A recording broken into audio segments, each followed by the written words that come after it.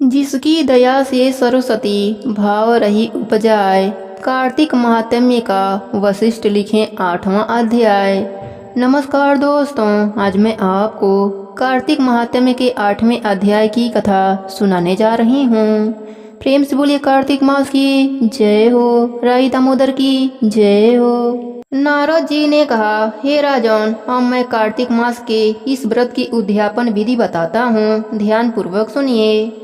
व्रती को चाहिए कि कार्तिक मास में शुक्ल पक्ष की चतुर्दशी को व्रत के संपूर्ण फल की प्राप्ति के लिए तथा विष्णु जी की प्रशंसा के लिए उद्यापन करें। तुलसी के ऊपर चंदोआ बनावें, बंदरवर व फूलों से सुसज्जित करें, चवर से सुशोभित मंडप बनावें, चारों दरवाजों पर मिट्टी के बने हुए पुण्यशील, सुशील, जय और विजय इन 4 द्वारपालों को अलग अलग बैठावें।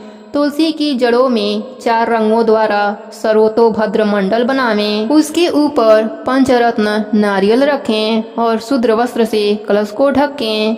फिर भगवान विष्णु का पूजन करें। द्वादशी को भगवान विष्णु जागे थे, त्रयोदशी को देवताओं ने उनके दर्शन किए थे, चतुर्दशी को देवताओं ने उनका पूजन किया था, इसलिए भगवान विष्णु की उद्यापन पूजा की जाती है। इस दिन संयम तथा शांत चित्त से व्रत करना चाहिए। अपने गुरु की मूर्ति बनाकर खोडोपचार तथा विविध नैवेद्य आदि से भगवान का पूजन करना चाहिए।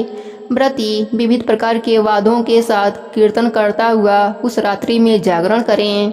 जो प्राणी श्रद्धा पूर्वक भगवान का कीर्तन करते हैं उन लोगों के 100 जन्मों के पाप धुल जाते हैं। जो व्यक्ति भगवान के निमित्त जागरण करके रात्रि भर भगवान का कीर्तन करते हैं उनको असंख्य गोदान का फल मिलता है।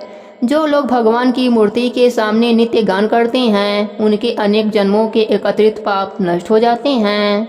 जो भगवान के सम्मुख बैठकर कीर्तन करता है और बंसी आदि बजाकर भागवत भक्तों को प्रसन्न करता है और भक्ति से रात्रि भर जागरण करता है उसे करोड़ों तीर्थ करने का फल मिल जाता है। पूर्णमासी को पत्नी सहित वेद पाठी ब्राह्मणों को या केवल एक ही श्रेष्ठ ब्राह्मण को उसकी पत्नी सहित बुलावें और उन्हें खीर आदि का मधुर भोजन करावें और यथाशक्ति दक्षिणा देवें, क्योंकि पूर्णमासी को ही भगवान ने अपने भक्तों को वरदान दिया था और मत्स्य रूप धारण किया था। अतएव उस दिन जो दान, हवन, जप आदि भगवान विष्णु के निमित्त किया जाता है वह अच्छे फल को देने वाला होता है। इसलिए व्रती 3 या 1 ब्राह्मण को सपत्नीक सामर्थ्य अनुसार भोजन करावें।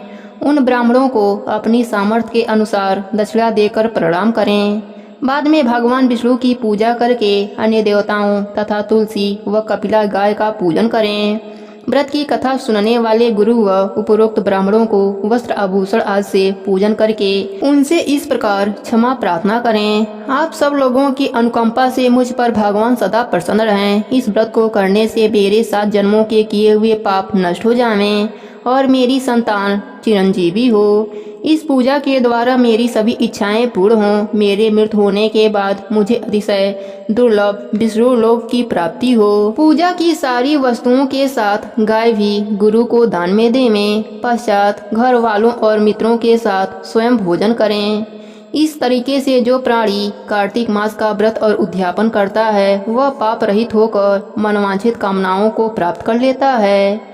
यहीं पर 8वें अध्याय की कथा समाप्त होती है। प्रेम से बोलिए राई दामोदर की जय हो, कार्तिक मास की जय हो।